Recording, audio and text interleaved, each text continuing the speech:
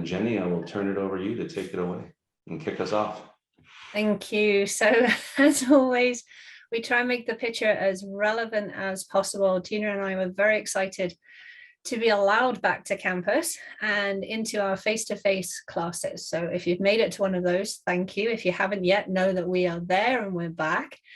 And this year is also the 100th anniversary of Heritage Hall. And having grown up in England, heritage is an interesting piece to me. And there's a really interesting piece, I think it was in one of SAIT's publications this week, that they found a time capsule that somebody had randomly, as a bricklayer, had randomly left under the steps. And then when you think about that, you think, oh, Heritage Hall was built about 100 years ago. And prior to that, it was the hunting grounds for the 3 tribes of the Blackfoot Nation. Those 3 tribes were the Kainai, the Piikani, the Siksika, the Stoney Nakoda, and the Tsuut'ina nations as well. It's Treaty 7. So for those of us here in Calgary, this is a moment just to acknowledge that this is where we are. This is where we live, we learn, we share information as well. SAIT obviously also acknowledges all the people who make the homes in the Treaty 7 region of Southern Alberta. Not everybody here is from Calgary. So if you're in Alberta, you're covering Treaty 6, 7, and 8. If you're here in Canada, thank you for taking a moment with us. And there's a chance that you're not from Canada at all, in which case, thank you for helping us cover this important part of our morning. Over to you, Gina. As always, so well done, Jenny. Thank you for that. And yes, we're going to turn it over to Gina Botello here in a second. I'm happy and we're actually quite excited to have Gina joining us this morning. She's been instructing here at SAIT for a little over 10 years now in a number of areas. She's also spent some time actively teaching with MRU and the Banff Center. And one thing that I pulled out of your background, Gina, that I did not know about was your emergency communications specialist role with 911 BC a while ago. So I can just imagine some of that experience. But it's wonderful to have you joining us. I'm really looking forward to listening to the two of you tackle this topic of conflict this morning. And why don't you kick us off? I know you've got a couple slides pulled together to get the conversation going. And folks, as always, please do carry on the conversation in the chat. If you have specific questions, please try to put them into the Q&A. It makes it much easier for us to catch those. So Gina, over to you. Thanks, Craig. Thanks for that great introduction. I was a 911 operator. That was my first, it was my first big girl job. And I often share with my classes that I haven't seen it all, but I've heard it all at some point in time, which definitely gave me a good understanding of conflict. And so when I think about conflict, and this is a juicy topic this morning, conflict is something we all deal with, whether at work, in our lives, in our personal lives. And conflict can be a source of pain. It can be uncomfortable. It can be a bit scary. And when we think of conflict, we think of it as negative, kind of that first knee-jerk reaction.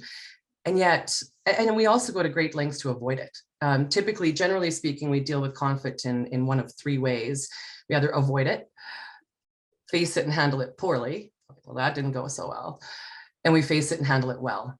And that's the whole objective is when it's addressed well and when it's managed well, conflict can spur better ideas, innovation, creativity.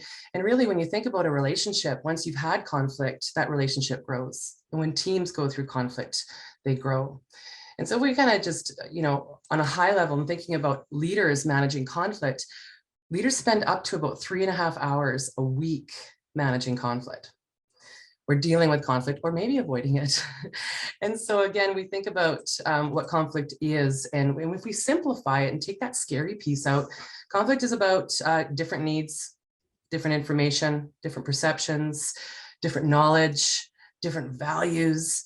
We'll often think of conflict as kind of like an iceberg, right? So we see about 10% of an iceberg, and we might sort of stand in our position in that top part of the iceberg. But really what's going on is a whole bunch underneath the surface, right? And so if we think about even just some of these elements here in the last conflict that you had, what was it about? It's kind of on that surface level, and then yet what was really going on? And I always like to think of conflict as, and we simplify it, we take that scary piece out. Conflict is rarely about getting the facts right. Well, sometimes it is, but it's truly about different perceptions, needs, wants, values. And when we reframe it and we see that it's the difference between what we see and what someone else sees when we look at the same thing, it makes it a little bit more palatable, a little bit more easy to approach. Remember this image, I think this image has been around for, geez, since we were using transparencies in class. So it's the old lady versus the young lady. And oftentimes, you know, I'll say that when we change the way we look at things we look at change. And that's a brilliant quote by Wayne Dyer. And really, I think a starting point as leaders, as people, as parents, we really reframe it. It doesn't have to be ugly. It doesn't have to be scary. And again, when it's managed well, we have better results overall. I love this little slide, Craig. I'm just going to show one more before I stop sharing. Seek first to understand and then be understood. And when we stop to take a minute and get curious, what's going on for that other person? When I think of my leadership journey, I would rather have people on my team be upset and speak up than saying nothing. Right? That means they have passion for the role and they have passion for those results, right? So often as leaders, what we do is we want to be super leader, right? We want to put our capes on, we want to solve the problem, we want the conflict to go away. And what we can do is instead of that is understand, right? Do you remember that little clip? It's not about the nail. There's a husband and a wife and they're sitting there and she's got this big nail sticking out of her head. And so again, it's not about trying to fix it. It's I need you to listen. I've never heard that before from my. You haven't seen that one? Yeah, I recommend seeing that. It's great. The nail video is cool. Yeah. We can find a link to that.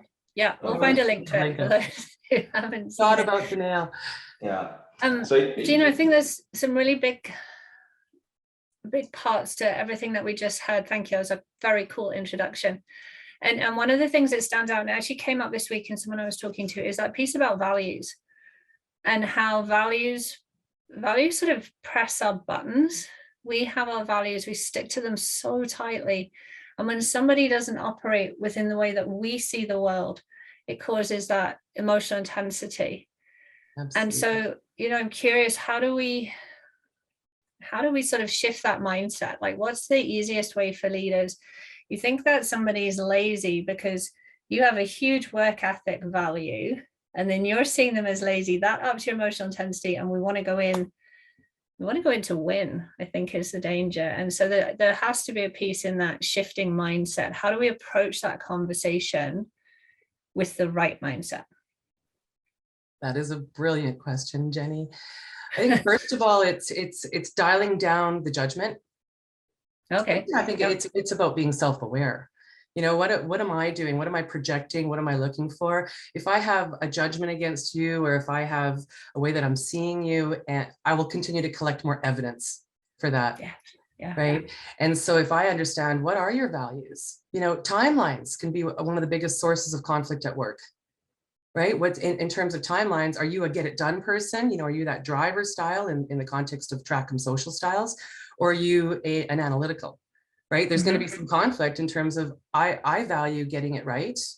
I value precision, accuracy, data, whereas someone who's that driver style might value timeline, efficiency, results, just get it done.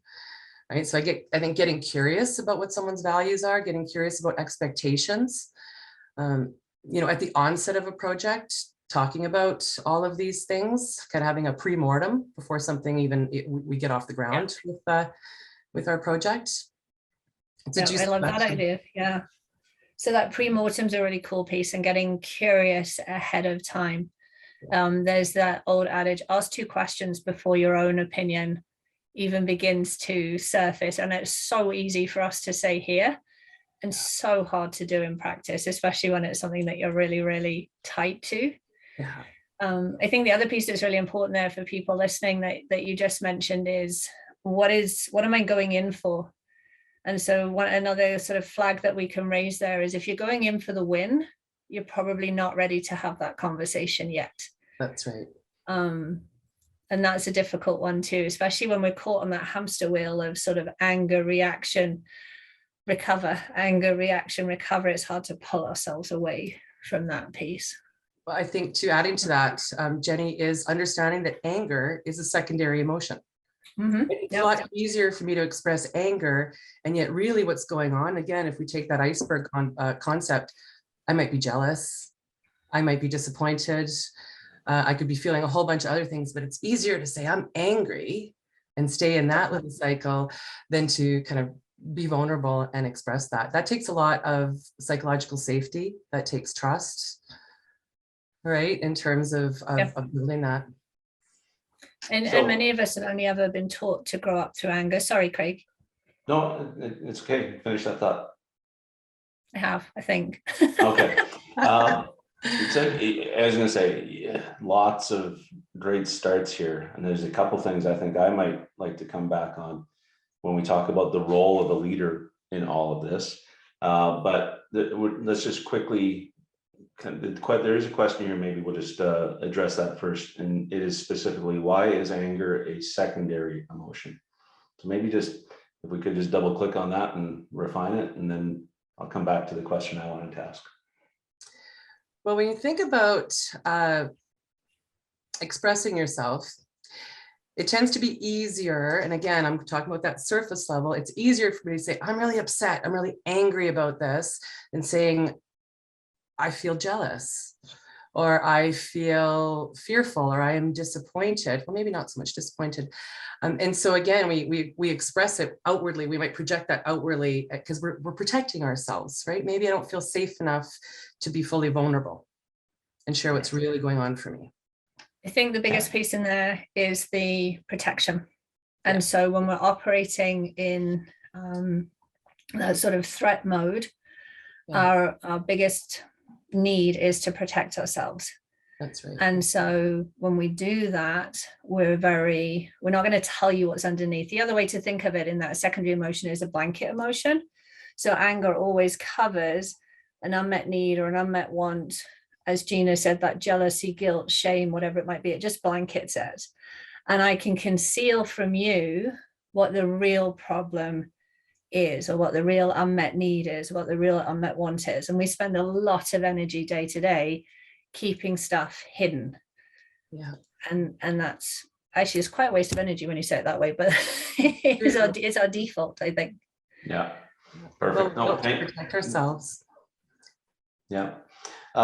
So coming back to, you touched on a few things here, the concept around values and understanding your team members' values, I think, is an interesting one, because the first thing that came to mind is, how often do leaders or teams actually spend time discussing the individual values on the team and what's important to them? And I don't know if that's a place to start here to kind of get into the whole concept of what's the role of a leader in managing conflict or using conflict to your advantage. But it just struck me, it was an interesting comment that you made, and I thought, how often do we actually do this? Sit down as a group and discuss this. This is what's important to me versus what's important to you, Gina. Absolutely. I don't think we do it enough. Something that I've seen that was very effective is doing a communication agreement. And we would often use this with teams that I've led. And it's talking about expectations, right? What do you expect from me? What do I expect from you? What will you do if I fail to live up to those expectations? And what do you feel I have a right to do if I fail to live up to yours? That discussion's really, really rich, because then values will come out from that as well, right? Even talking about what our team expects out of one another, you know, as a team. Yeah, I think the first step too, Craig, is leaders have to know their own values. Who am I as a leader, and what's important to me? And then that makes that next step, communication, easier. And that communication agreement's phenomenal.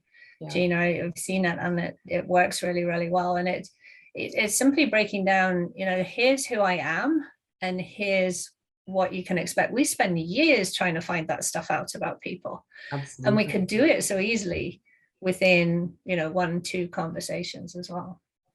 Yeah. Question from Julian here, and maybe we can look for one to put it out with the follow-up, is just, what is a good example of a communication agreement, right? Well, there actually is the communication agreement, something that I got years ago in a course that I took. And it's just those 4 questions. What do you expect from me? What do I expect from you? And then the last 2, in essence, are really about how we're going to handle conflict. Because we're going to get to a point where we're not going to meet one another's expectations. Yeah. From there, so there is that framework. And from there, what you can do is then create group norms. Right. So here's our terms of engagement. Here's our norms as a group. We're going to respect one another's opinions. We're going to encourage healthy debate. Healthy debate is wonderful. That's what we want. And that's different than conflict. Right. And there's a line there. There's a line where it becomes healthy debate, where it can become toxic and then move into conflict. But we have norms, like one norm that was really successful that we used was, because how many of us have been to meetings where it's crickets? We've all been to that meeting. You're sitting in there, no one's saying a thing. And so we had a norm that said, if you can't say it in the meeting, don't say it in the hallway. Because how often have we left that meeting and then the meeting starts at the water cooler, or in the parking lot, or at Starbucks? And so the great thing with having these types of discussions, again, with your team on a regular basis, is that, the team holds themselves accountable. As a leader, we don't have to go in and micromanage that. We're adults. Right? We're adults, and we need to be responsible for our own behavior, and then hold the people around us accountable as well.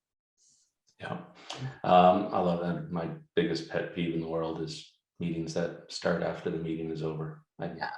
Drives me absolutely nuts. Anyway, so let's get back to the role of the leader then, because I think one of the things that we did want to touch on today is how can the leader help, I want to say, resolve conflict. I won't go to my immediate answer of pulling the nail out to fix things, but what's the role? Like, how can a leader set the right tone? Ideas that leaders can use to resolve conflict. How soon should you jump in to help? Like, there's so many questions I think there that we can drill down on. And I'm keeping track of a couple other questions here that we'll come back to in a second, but maybe we can kind of move to there for a couple minutes.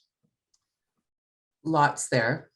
So where do we start? I think first of all is acknowledging that there's conflict going on, right? Some of those minor issues might work themselves out, and really recognizing, when's it becoming toxic?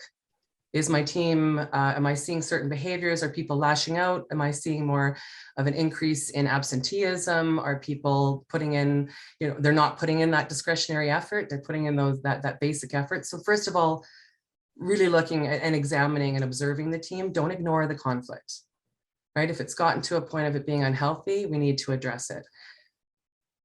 A big piece as a leader is self-awareness, right? What's my conflict style? We have 5 conflict styles, and I'm going to repeat them, or I'm going to share them. So we cut eating style, accommodating style, compromise, avoid, and collaborate.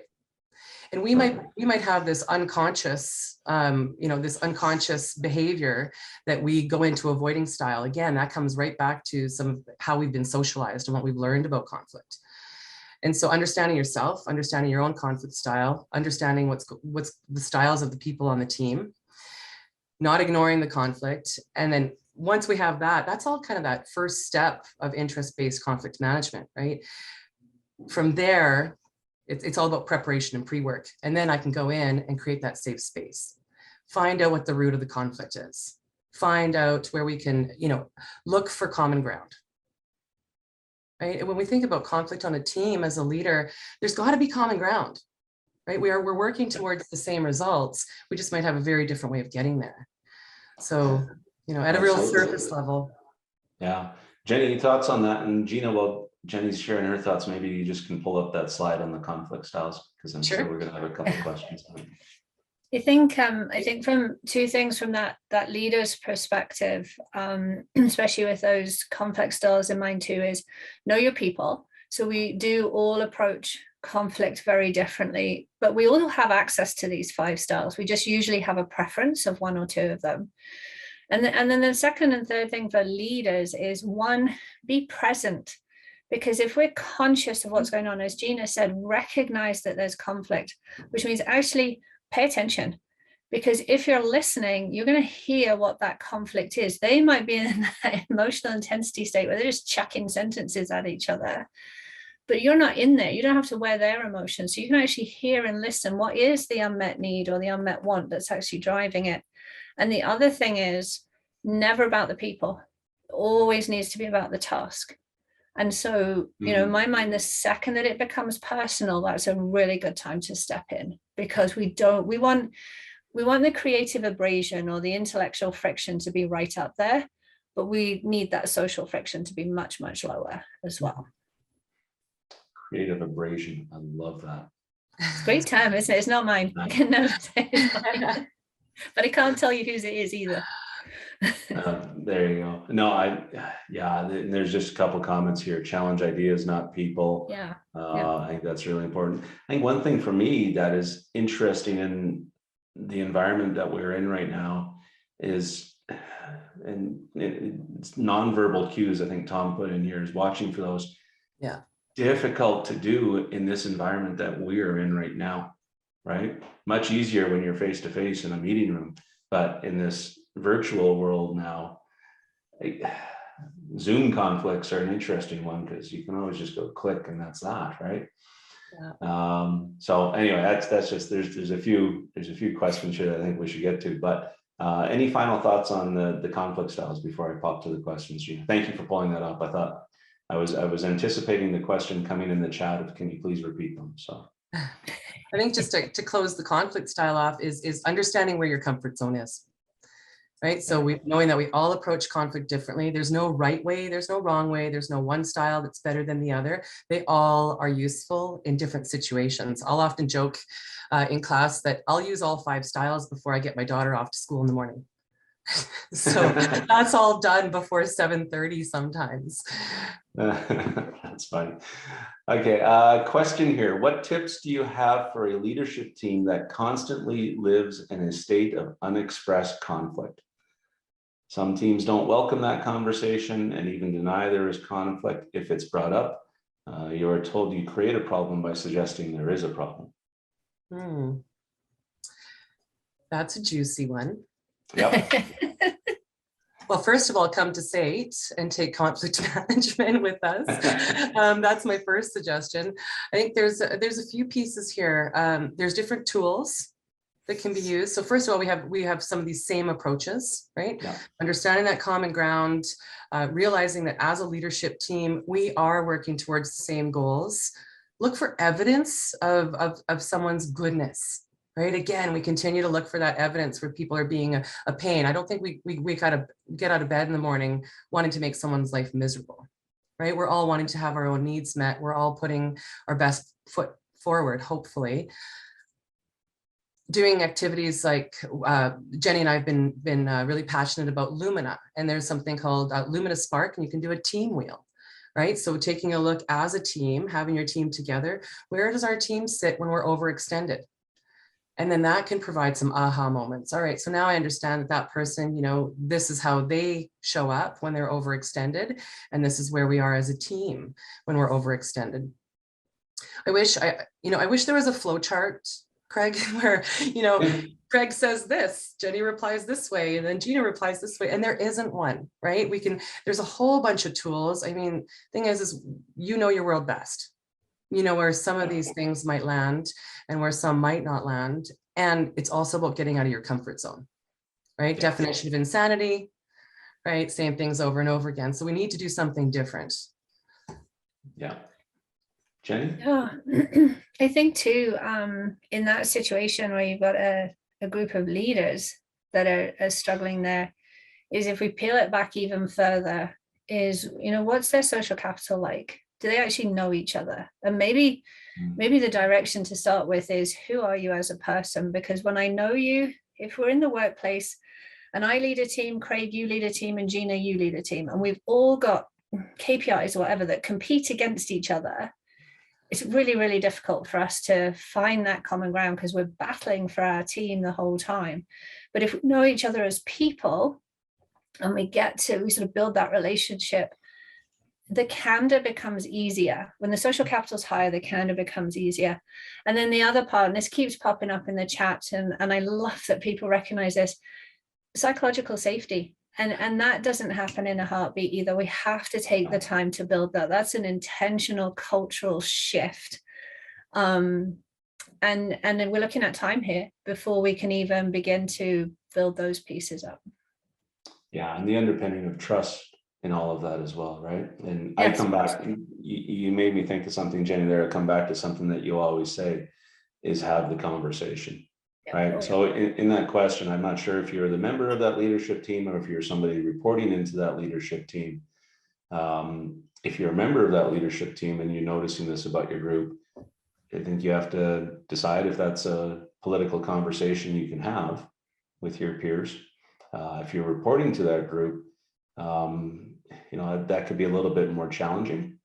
And then ultimately, I'm not that I'm encouraging people to quit or anything, but you always have the choice as to what environment you want to stay in, right? And I think especially we are seeing that now with the great rethink, reorganization, reshuffle, whatever we want to call it. I think there's so much of that going on as a result of this. So another question here, what do you do when the leader is egotistical, self-centered, and it's all about them?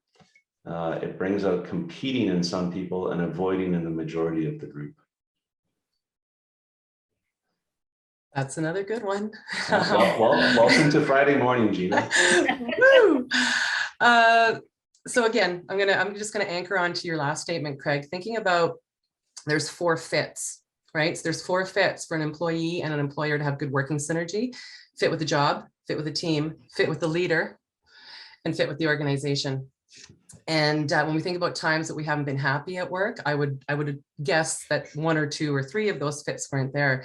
In the case of not meshing with your leader, first of all, I'm sorry you're in that space. That is not fun. That causes a lot of stress.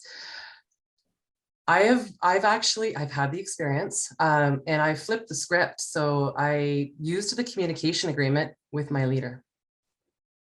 And it's an interesting way to gently coach your leader in terms of what your needs are and so I took this great class at SAIT. They gave us this great tool, communication agreement. I thought this would be really valuable for us to do, right? So again, using that emotional self-awareness, using that expression. Here's some of the things that I need from you as my leader. I wish we just had a magic wand. I could say, take that ego out of it. I think in the context of leaders is we need to be in service. Leadership is being in service to others. It's not about, staying in ego and pride. I often get curious when people get stuck in ego, what's that about? What's that about? And so again, even you getting curious, why, we stay in that positional power. We got to dial that down. We're people. So I haven't fully addressed the question. I get that it's a pretty big one. I'd be curious to kind of find out a little bit more, but I don't know if you have anything to add to that, Jenny. Ego. No, I think you did it beautifully as always. There's a part there too, perhaps on, who else works for the leader, and sometimes it's not easy to get to know that person if they're blocking everything down to their ego, their positional power, whatever that might be. That's not always easy, but who else has worked for them, works with them? Can you get to know that person better? But you have to choose to want to. Yeah, really, as you said, Gina, it's a horrible situation to be in. And as Craig said, there's at the end of the day, there's choices. If it's not working, like how many times are you going to run into that brick wall? It's not always a fit. Yeah. Jenny, I think go ahead. Sorry, Craig. I was talking to a friend of mine the other day, and she's got a pretty big role, and so she's took on a new team, very, very busy. And so, of course, she's getting to know her staff, trying to build that psychological safety and trust. And she said to me, today was one of the first days that one of my staff asked me how I'm doing. Yep. And the fact that they asked her, again, maybe finding out, asking that leader, trying to find that common ground. How are things for you? This must have been challenging. It's really challenging to lead a team at the best of times, nonetheless, through the last 2 years. right? There's been a lot of fear, uncertainty. Everyone, in the words of Jodie Carrington, we're all a little bit chippier, right? So not in happy chippy, but we're a little more stressed. We're a little more on edge. We don't know what's coming next. And so taking that time to just see the humanity in someone and hopefully creating that space. Is it too early? Is it too early to quote Martin Luther King? Is it 8:30? 8:31. I'm quoting Martin Luther King. Martin Luther King said, we have very little morally persuasive power with people that can feel or sense our underlying contempt. True that. That's good. Some more questions here. This is great. There's lots of going on in the chat and the questions. Brent wants to talk, wants some thoughts on, can you separate the benefit of devil's advocate versus conflict? If everyone around the table is a yes person, then there will not be diversity of thought, which for me, I love this question. It gets to the whole concept of creative abrasion or debate. See, Jenny, I called back your expression there. Versus conflict and versus, like, yeah, you don't want groupthink. Yeah, anyway, That's right. The benefit of devil's advocate versus conflict.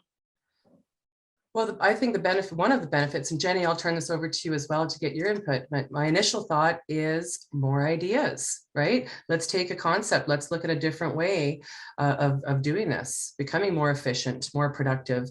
I know one leader would often encourage that debate and discussion. He would bring up a topic like the Beatles are the worst band on the planet. And you just see this room going, what? And then you had to argue for or against and then flip that. Yeah. Right. And again, so a very safe topic, but then realizing, all right, so now I'm starting to see other points of view. So if communicated well, the devil's advocate could be a wonderful addition. I think that self-awareness piece comes back is, am I coming across where I'm trying to create pains on my team and am I trying to give us a different perspective? I don't know if you have anything to add to that, Jenny. I think too, couple of pieces. We've said this before on Friday mornings. If you're the leader, you're the hippo. And that hippo, for those who haven't heard it, highest individually paid person's opinion. So be really wary of that, because if you speak, then the conversation's over, because people will just follow. Groupthink 101 will just follow what you say and what you think, unless you've got that psychological safety really high. And the other piece, I think that what we're talking about is we're encouraging dissent. And so how do you encourage people to disagree? How do you encourage people to dissent? And on past Fridays, we've talked about various different ways that we can do that, but you can also ask people to play different roles. And so as the topic comes up and as the conversation comes up, you can have somebody literally labeled, your job today is to play devil's advocate. Your job today is to be negative Nelly. Your job today is to be positive, whatever, Polly, I don't know.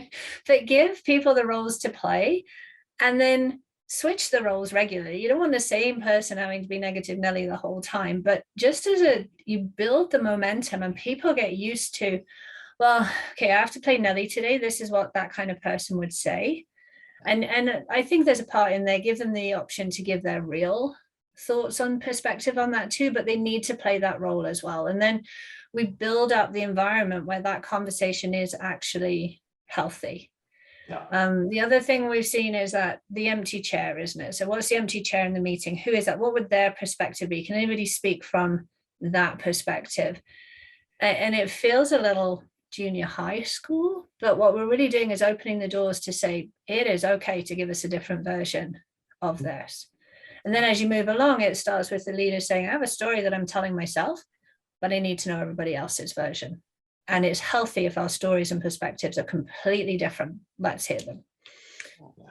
So I think it's really just setting that scene, setting the stage so that people can talk. Yeah, That's great. the psychological safety piece. Go ahead. I was just, again, anchoring onto that psychological safety piece. It's creating space for voice. Absolutely. Right? Getting curious. What's going on for people? Yeah. Yeah.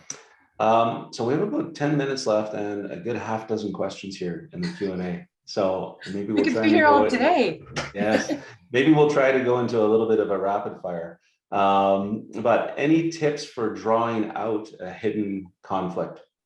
For example, I recently had an employee who I could see was not happy, asked them how they were feeling to try and draw it out, but they did not open up.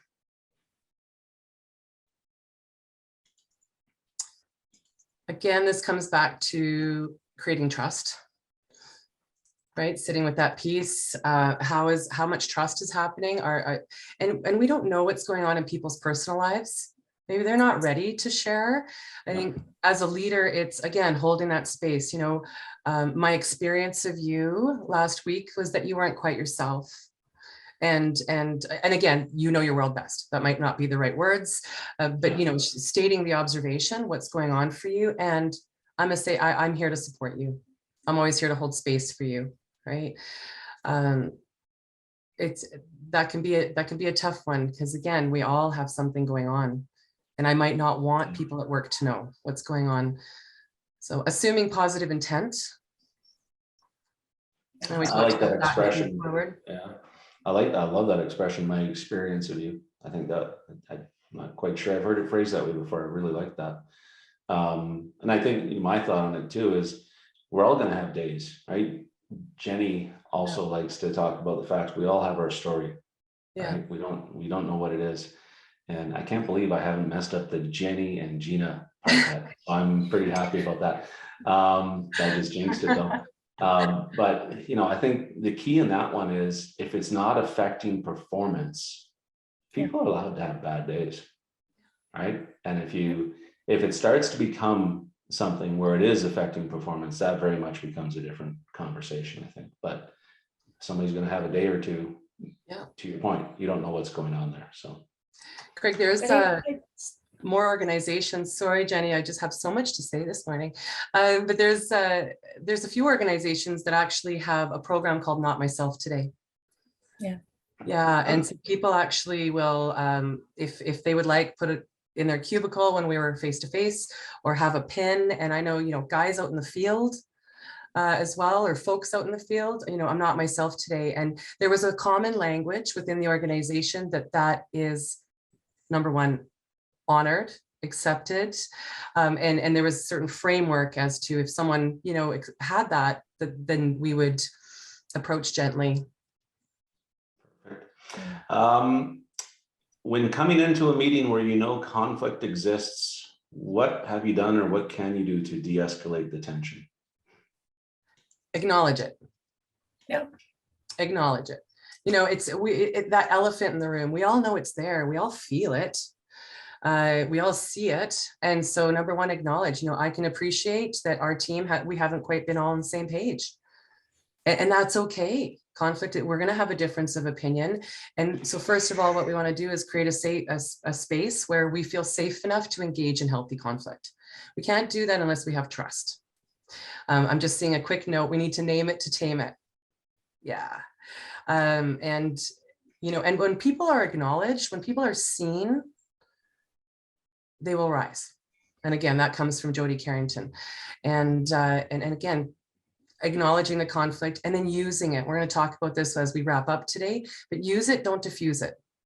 Ignoring it's not going to help. It can get worse. Yeah.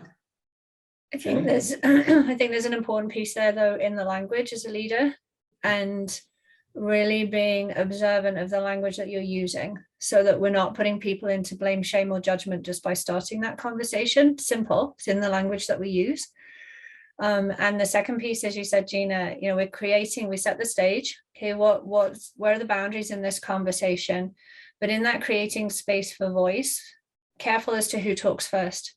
Yeah. And who we give space to. We have control over that piece, and that can help that conversation. And then always encourage productive response. And we have to call in. If people are emotional about it, that's fantastic. They care. Yeah. But when the emotional intensity goes up, we often forget that productive response. And so, you know, when we gently call people in, when we're aware of that, we change the quality of the conversation. That's right. And that has to be our aim when we're bringing those things out. Yeah. Cool. You remember people want to be seen. Sorry, people want to be seen. They want to be seen, heard, respected. And once I've been seen, heard, respected, and acknowledged, I might not agree with the way that this project is working out. I might not agree in the process, and because I was seen, heard, respected, and acknowledged, I can commit. Yeah, perfect. Another question here that I think is timely, and it kind of ties in with the broader concept, at least in my mind, of we're living in very polarized times, right? We have lots of workplaces right now mandating people back to the offices. Mhm. 1 day, 2 day, 3 days a week, whatever it may be, full time.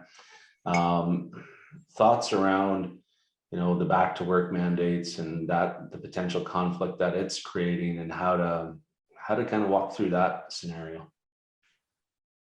It's a good one. It's very real. I know that Jenny, I think you talked about this in a previous Leading Beyond Any title quite a ways back in the summertime, or maybe it wasn't summer, but we talked about the return to the office. Again, I think it's understanding what's going on for people. It's going to look very different for different members of the team. And some people might be super excited, can't wait to get back. I'm excited to get out of the house. Other people are going to have some anxiety and some fear and some resistance around that. So first of all, having that open discussion, find out where your people are at. We don't have that magic wand necessarily. We can't make everybody happy, and understanding that they need to be heard. Yeah, I think go ahead, Jenny. I was just gonna say, I think it's a prime opportunity for empathy in its real sense. And empathy simply is, I have no idea what it's like to be you. Yeah. And in a respectful, healthy way, I'm going to be curious. And maybe our mindsets will shift a little bit, but we have to give people that space and that empathy. And I'm not saying we have to give them leeway, oh, you don't have to come back or whatever, but just the space to tell us what's going on. Yeah, totally. And I think the other side of it too is, if you're the leadership or the leader mandating folks back to the office, I think you really need to question why you're doing it. If it truly is for business need and productivity, fine. But if you're mandating folks back to the office 2 days a week, 3 days a week, because you've got the space and the rent is paid, and that's the only reason, I'm not sure that's the right reason, right? Lots of companies are going through this discussion right now, right? We bring people back just because that's the way we do it. Well, if work's getting done without doing it, why would you make that mandate? So that's a really interesting one. I think over the next 6 months is going to be fascinating to see how it plays out, barring of course any other variants popping out of the woodwork. Knock on wood, we're not necessarily clear of that yet, but that's okay. One final question that I saw here, and there's a half dozen questions here that we're going to have to figure out. There was a great comment here that we should run a part 2 or part 3, and I totally agree. I think we might title it "We Couldn't Stop Fighting," and then we'll bring people back for conflict. We love conflict. Yeah. The question essentially was, how can I've missed it here. How can conflict and psychologically safe environment live together? Ooh. Is it as simple as healthy conflict? I think that's a great question to end on before we move into the wrap up. It is a great question. I'm going to share a slide. I could, oh, rats, hold on. I can't find my slide now. Where it comes in, trust, psychological safety, Lencioni's model. I talk about this a lot. Without trust, we need trust. We need trust and psychological safety so we can get up that pyramid and we can get to productive conflict. Not personal conflict, we're talking about ideological productive conflict. From there, we can get to commitment, accountability, and get to those results. And so again, this piece is, realizing that trust lies at the heart of a highly productive team. And that's when teams and people can be completely vulnerable with one another and, challenge the status quo, have that learner safety. And that happens when we have trust. So then we can have that conflict. And psychological safety actually is productive conflict, or creative abrasion, for that term again. When you think about it, the mistake that people make is psychological safety is just lovely. Yeah. And really what psychological safety is at its pinnacle is being able to challenge the status quo. And it was Tim Clark who said, intellectual friction high, social friction low. So they absolutely marry together to give that productive conflict. Absolutely. All right, it's 8:45. So Gina, this has been fantastic. This is some of the most diverse, and there's been a lot going on in the chat and the Q&A, and it's still rolling in there. But we do need to wrap up and get folks to their 9 a.m.s. And so can you take us home here? I can do that. So little to-do list, leaving you with the to-do list. Again, don't ignore the conflict, use it, don't diffuse it. We're going to talk about that in the last takeaway. Again, all of these pieces here, focus on learning, creating that safe space, creating space for voice and boundaries, creating some norms around appropriate behavior, appropriate responses, and really get clear, identify the goal. Managing conflict should be identified as, what strategies are we working towards? And so it's more of a strategic approach. I think, again, big idea that we're leaving with today is use it. Use it, don't diffuse it. That's a term coined by Suzanne Clark and Chris Campbell. It's time we stop looking for safety. It's time we stop avoiding and use the resources. We have a lot of resources within us to bridge our differences. So again, using it to our advantage. I always say embrace the gifts in our lives. The gifts are sometimes those people, those leaders, those employees that can be difficult. The gifts teach us. They teach us. They can help us become better leaders, better versions of ourselves. So 2 applied strategies: acknowledge, ask a question. If you've been in any classes with me, you know that I talk about this a lot. Acknowledge the person. Again, once people are seen, heard, respected, they will then hopefully feel safe enough to open up. So we acknowledge that there is conflict, acknowledge that party or both parties or the team, and then get curious. Talked a lot about creating space for voice today.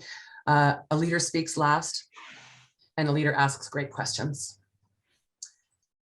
And 3 questions that we're leaving you with today. Am I ready? Am I willing to address it? Right, so some of that personal self-reflection pre-work. Does my team feel safe enough to engage in productive, healthy conflict? Right, what are your meetings like? How is the social capital between your team? And then the last is, how do I leverage this? Right, how do I leverage the conflict to create better outcomes? And honing these skills take practice. It just doesn't happen because we've taken one class or one webinar. It's an ongoing process. So we learn what works by what doesn't work. And so hopefully we add some more tools as to what works. Thank you. And yes, we will be back. There's a few, and I popped links to the registrations in the chat. You will get a link to resources and recording emailed to you early next week from members of the corporate training team. So thank you for the questions around that. And Jenny and Gina, thank you for a great Friday morning. It's wonderful discussion. I appreciate it. And I appreciate both of you very much. So with that, have a wonderful day, folks. It's great to see you. Thanks, everyone. Happy Friday. Yeah. Thanks, Happy Gina. conflict. Thanks, Craig. Take care, everybody. Have a great weekend. Take care. Bye. See you.